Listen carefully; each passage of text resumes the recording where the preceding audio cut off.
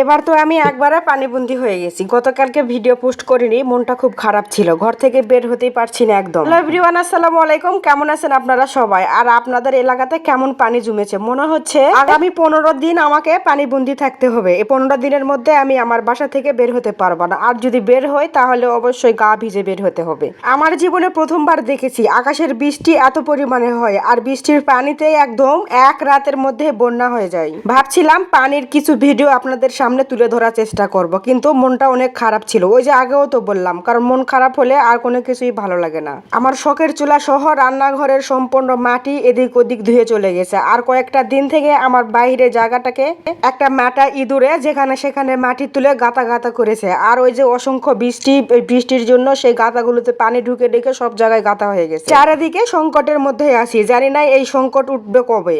যতবারই ভাবি ঘর থেকে আর বের হতে পারবো না, ততবারই নিজের ভিতর থেকে অনেকভাবে আশঙ্কা এবং হতাশার মধ্যেই পড়ে যাই।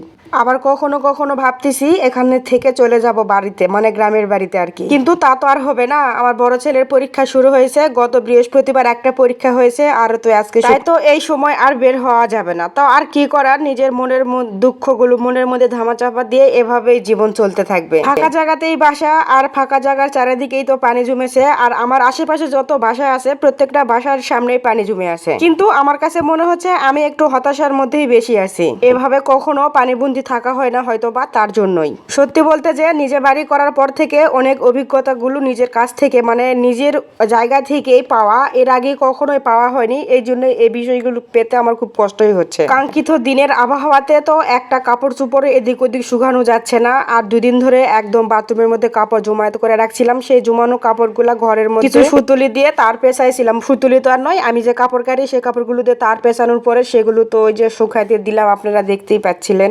আর তো ভাবছি যেহেতু রান্নাঘরের চুলাটা তেমন একটা অবস্থা ভালোর মধ্যে নাই, রান্না হয়তো বা করা যাবে না চুলার মধ্যে। রান্না করতে গেলে আরো কয়েকদিন সময় লাগবে। আর বৃষ্টি হওয়ার আগের থেকে তো গ্যাসে রান্না করা হচ্ছে, গ্যাস বা রাইস কুকার নিয়ে চলতেছে টুকটাক ভাবে। আর ওই যে ফেসবুক মামা তো আমার সাথে রাগ করে বসে আছে, কারণ মামাকে আমি কথা দিয়েছিলাম দিনে 3টা করে ভিডিও পোস্ট করব, সেখানে কিন্তু আমি গতকাল একটাও করতে পারিনি। কারণ মামার অভিমানের দাম কিন্তু অবশ্যই দিতে হবে, তাছাড়া মামা আমাকে লাল বাতি জ্বালায় দিয়ে দিবে, তখন আমার আর দুরবস্থা হয়ে যাবে। তবে হ্যাঁ, কথায় কথায় কিন্তু অনেকগুলো কথাই বলে ফেলে দিচ্ছি। আর আজকে আমি আমার এই ভিডিওর মাধ্যমে আমার ঘরটা গোছানো দেখাচ্ছি। তবে আমার এই ছোট্ট ঘর এবং ছোট্ট সংসার, ভারী কোনো ফার্নিচার নাই। আশা করি আমার এই ছোট্ট ভিডিও দেখে আপনারা কেউ বাজেভাবে মন্তব্য করবেন না। আমার যতটুকু আছে ততটুকু নিয়েই আলহামদুলিল্লাহ। ঘরটাও এখনো ঠিকঠাক কমপ্লিট করতে পারিনি, যতটুকু পারছি। আর কি বলবো, আমি তো আমার বাড়ির ভিডিও মাঝে মাঝে আপনাদেরকে দেই। এই যে একটু করে গোছায় নিলাম ঘর। আর ভারী কোনো ফার্নিচার না থাকলে কিন্তু একদম ঘর গোছানো সুন্দর হয় না, যেহেতু ঘর একেবারে সব মিলেই অগোছালো, তো যা আছে তাই আলহামদুলিল্লাহ।